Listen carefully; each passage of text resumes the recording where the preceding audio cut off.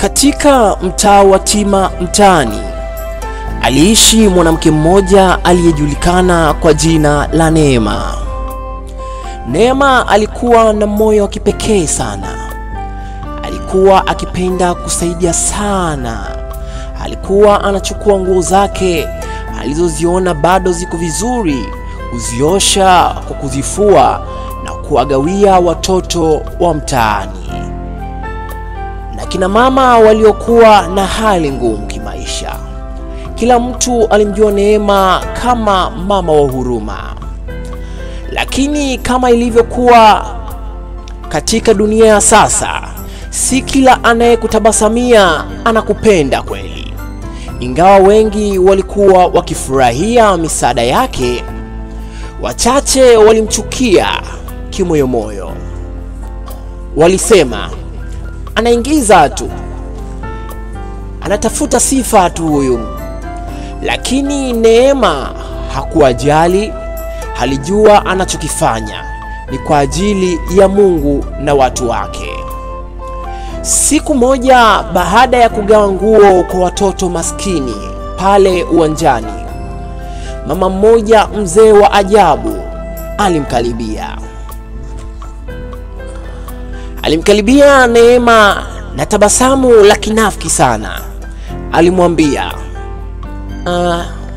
binti yangu Neema, moyo wako ni wa dhahabu sana binti yangu, na leo nimekuandalia zawadi maalum binti yangu. Hii ni nguo tu kidogo safi kabisa binti yangu, naitoa kwa upendo wangu wote, kwa sababu ni mtoaji mzuri, nami nimeamua kukuzawadia tu hii binti yangu.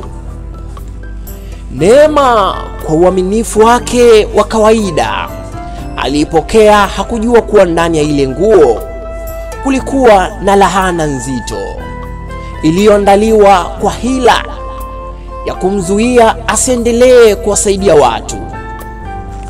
Ilikuwa ni mbinu ya kipepo iliyobeba maroho ya kuzimu yaliyofungwa ndani ya nyuzi za ile nguo.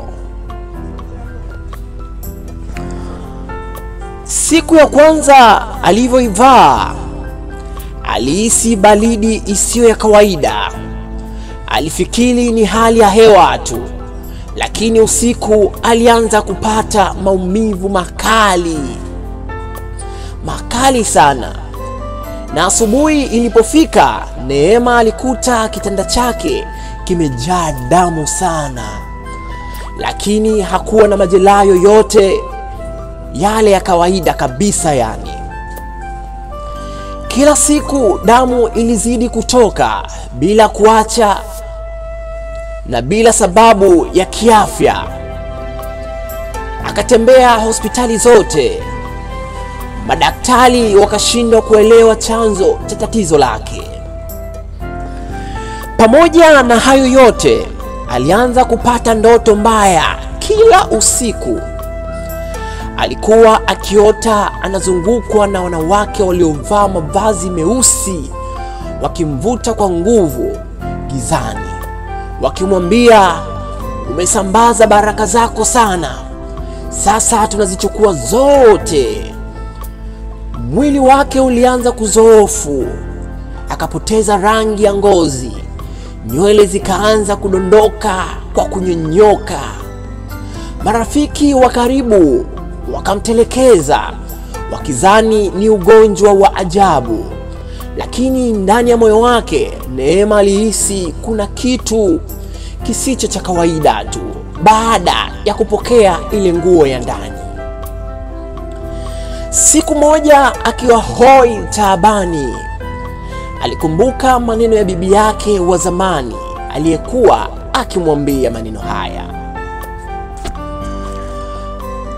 usiwahi kuvaa nguo ya mtu bila kuombea mjukuu wangu, na usiwahi kupokea nguo ya ndani kama zawadi kutoka kwa mtu usiyemfahamu vizuri. Sawa mjukuu wangu? Neema akapata nguvu zake za mwisho. kuna kanguvu fulani kalimjia tu. Akaamua kwenda kwa mchungaji mmoja ambaye aliwahi kumsaidia hapo zamani. Akamweleza kila kitu kwa machozi huku akilia. Mchungaji aliomba sana na akaambiwa na Roho kuwa ile nguo ilikuwa imetumika katika kafara ya kishetani na ilikuwa na maagano ya kuzimu tena sana tu. Ndipo wakaanza maombi ya kuvunja maagano. Ilimchukua siku 7 za kufunga na kuombewa. Siku ya mwisho walipoichoma ile nguo kwa moto, moshi mweusi mzito ulitoka kana kwamba kulikuwa na kitu kilichofunguliwa ndani ya saa chache tu. Kwa kweli damu ilisita kutoka. Neema akaanza kupata nguvu zake tena. Rangi ya ngozi ikarudi na hata ndoto mbaya zikatoweka kabisa. Kabisa yani. Baada ya kupona, Neema hakukaa kimya tu. Alisimama mbele ya jamii na kusema,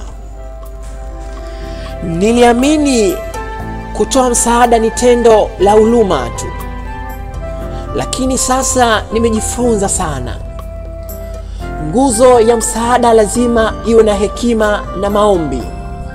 Sio kila unayemsaidia anakutakia mema, na sio kila zawadi ni ya furaha. Zawadi nyingine ni milango tu ya laana.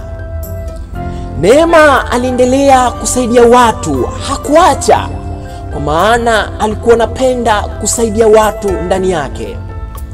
Lakini sasa alikuwa anaomba kwanza kabla ya kugawa, na hakuwahi tena kupokea zawadi bila kuombea. Alifundisha wengine kuheshimu mavazi kama kitu cha kiroho pia, si tu kimwili. Aliweza kushauri hata wengine wale ambao wana tabia ya kufua nguo na kuziacha mpaka usiku, mpaka alfajiri yake, akiwaambia si vizuri kuziacha nguo mpaka alfajiri yake. Naamini kuna kitu umejifunza kutoka katika simulizi yangu hii inayomhusu Neema. Natamani uweze kutoa komenti yako hapo chini. Umejifunza nini hasa katika simulizi hii inayomhusu Neema? Maana wahenga wanasema nguo sio tu kifuniko cha mwili, ni uwanja wa imani, usalama na baraka pia. Kabla ya kutoa au kupokea nguo, muombe Mungu. Hakikisha nia yako ni safi na zifanyike kwa hekima. Sio kila zawadi ni baraka, zingine ni laana. Usisahau kusubscribe na kulike na kucomment. Ni mimi msimuliaji wako na mwandishi King Suya. Bye.